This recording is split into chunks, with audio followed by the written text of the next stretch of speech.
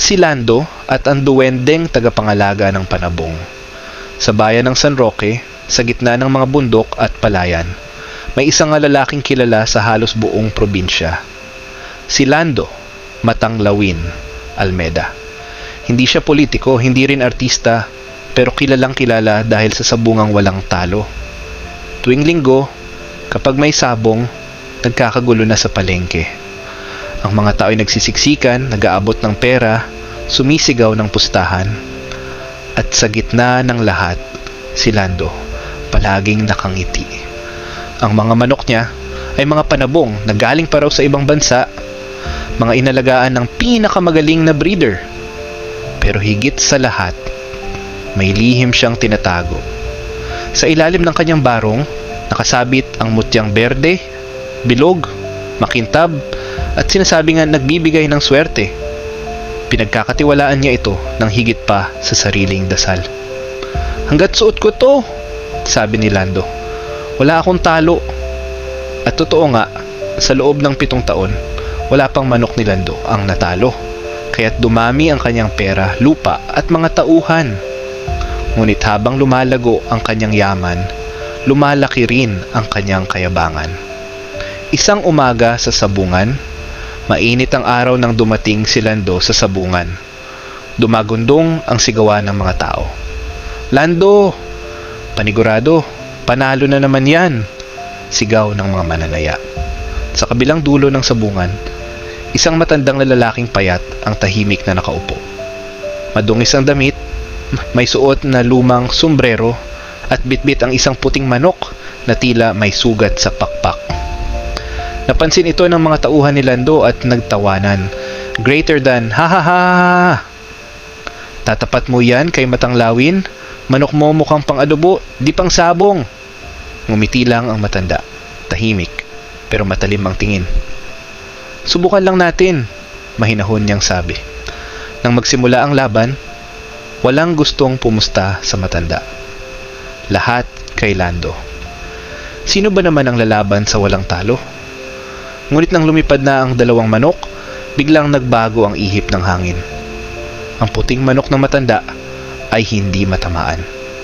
Kahit gaano kalakas ang atake ng manok ni Lando, parang may hanging humaharang.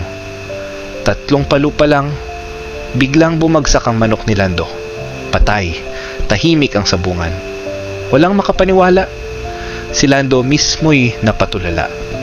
Nang lingunin niya ang matanda, nakatayo ito, nakangiti, at sa kanyang mga mata ay may kakaibang kislap.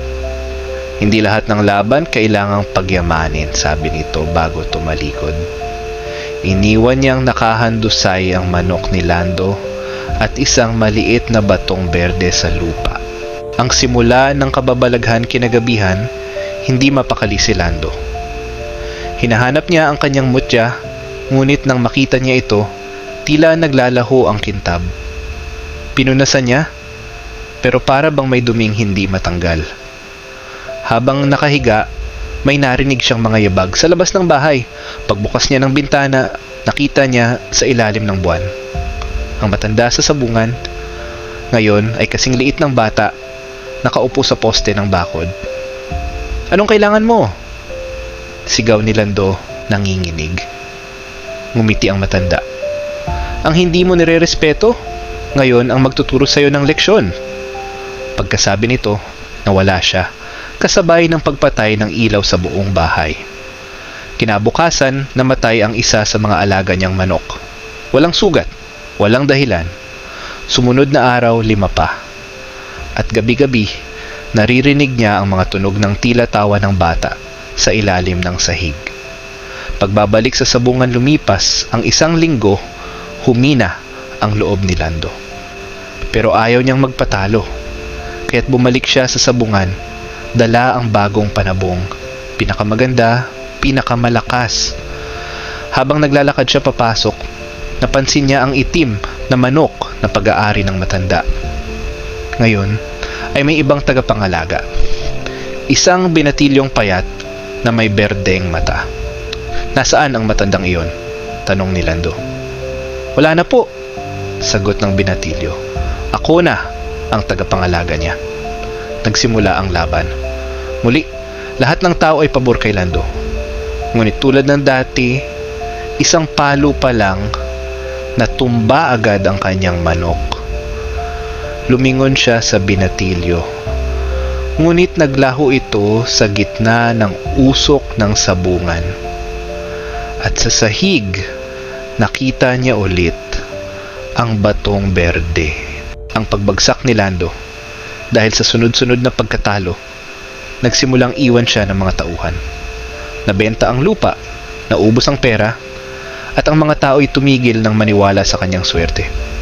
Ang dating sabungero, ngayon tahimik na lang sa kubo, malungkot at nag-iisa. Isang gabi, habang umuulan, may kumatok sa kanyang pinto. Pagbukas niya, isang bata, basang-basa, walang sapin sa paa. "Pwede po bang magpatila ng ulan?" sabi ng bata. Pinapasok ni Lando. Habang nagkakape, napansin niya ang bata. May maliit na batong berde sa bulsa. Tinuro ni Lando. "Saan mo nakuha yan?" Ngumiti ang bata.